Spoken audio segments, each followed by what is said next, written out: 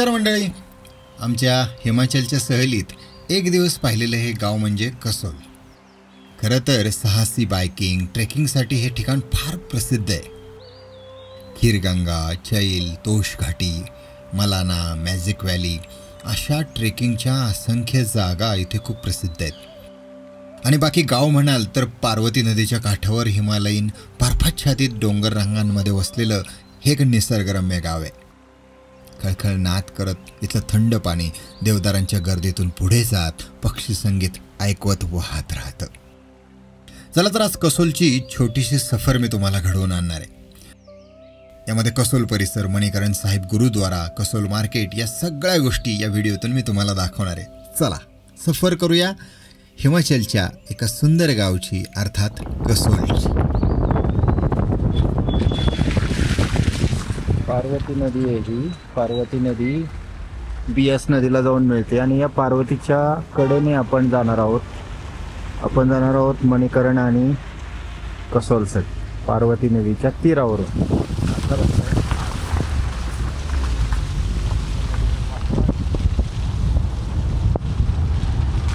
वाट थोडीशी छोटी होती. आता इकडे आम्ही मनालीचा आमचा मुक्काम संपवून रिव्हर राफ्टिंग करून पार्वती नदीच्या काठावरून कसोलच्या दिशेने निघालो.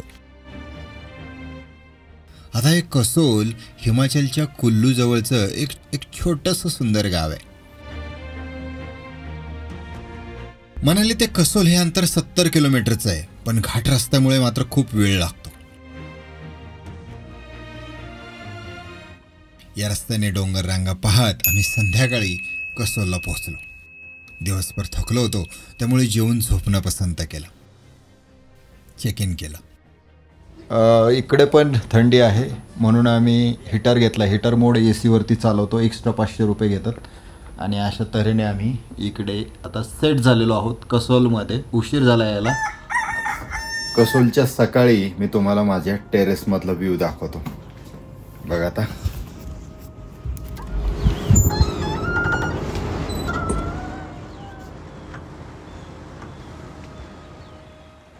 या पार्वती नदीच्या काठावरच जवळपास इथल्या सगळ्या कॅम्प साईट्स आणि हॉटेल्स आहेत.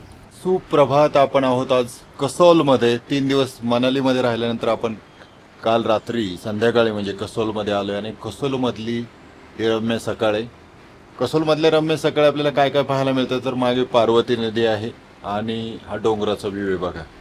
प्रचंड सुंदर. आणि जे काही बर्फाच्छादित शिखरं आहेत ते तुम्हाला इथून दिसतात. या बर्फाच्छादित शिखरातून तुम्हाला अशा प्रकारचा पार्वती नदीचा व्ह्यू दिसतोय. आपल्याला आज फिरायचं आहे, कसोल मणिकरण पाहायचं आहे.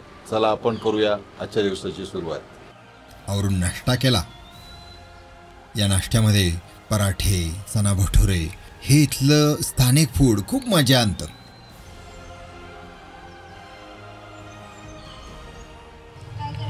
इथलं जे टिपिकल फूड असतं, पुरी भाजी आणि पराठा, ते एकदम छान आणि गरमागरम मिळतं. इथल्या थंडीच्या मोसममध्ये हे खाणं म्हणजे पर्वणीच आहे आपल्यासाठी. आता बॅगा भरूनच चेकआउट करून आम्ही मणिकरण पाहायला निघालो.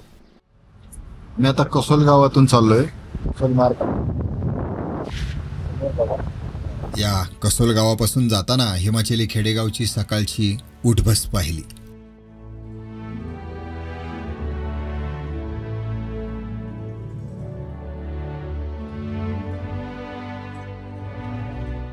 इथूनच अगदी जवळ म्हणजे 4 किलोमीटर अंतरावरच मणिकरण साहिब हे तीर्थस्थान पाहायला आम्ही आलो.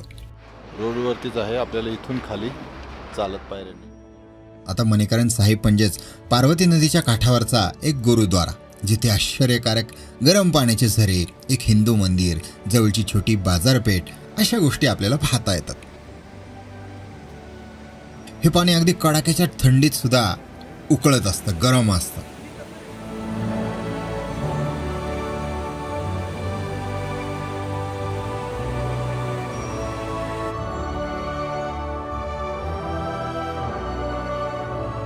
तलाव आहे, तिकडे आंघोळ करू शकतो आपण. अशा तऱ्हेचं सगळं इकडे वातावरण आहे. इकडे नदी आहे बघा, ही पार्वती नदी. आणि त्याच्याच काठावरती हे असलेलं सुंदर असं मंदिर, गुरुद्वारा आहे हा. आणि मणिकरण नावाने प्रसिद्ध हा गुरुद्वारा पाहायला आम्ही इथे आलो. आता या जागेसंबंधी अनेक पौराणिक कथा आपल्याला ऐकायला मिळतात. त्यातीलच एक कथा म्हणजे 11,000 वर्षापूर्वी शिवपार्वतीने इथे तपश्चर्या केली. तेव्हा पार्वतीच्या कानातली बाळी आंघोळ करताना इथे खाली पडली. महादेवांनी आपल्या सैन्यगणांना सांगितले आणि त्यांना काही ती बाळी मिळाली नाही. तेव्हा भगवान शिवांनी रागावून 3रा डोळा उघडला आणि ज्याने नयनादेवी नावाच्या सैन्याला जन्म दिला आणि तिने हा मणी शेष नागाजवळ असल्याचं महादेवांना सांगितलं.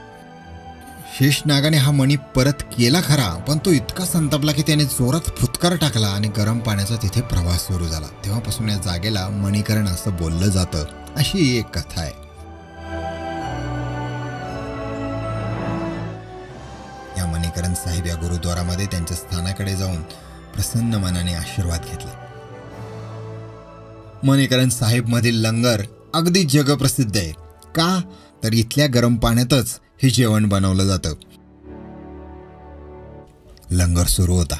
तिथे जाऊन आम्ही गरमागरम चहा घेतला. पुढे सर्व गुरुद्वारा पाहून दुसऱ्या बाजूला छोट्याशा मार्केटमध्ये गेलो.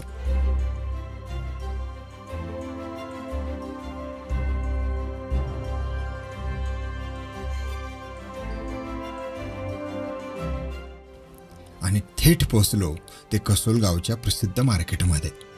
आता तिथे फिरून कपडे, शोभेच्या वस्तू, शाली, जॅकेट्स हे सगळं पाहिलं. आता खरं कारण माहिती नाहीये, पण 1990 पासून इथे इस्रायली लोक खूप फिरायला येतात. त्यामुळे याला मिनी इस्रायलच म्हणतात. अगदी हॉटेल फूडमध्ये पण तुम्हाला इस्रायली टच जाणवतो.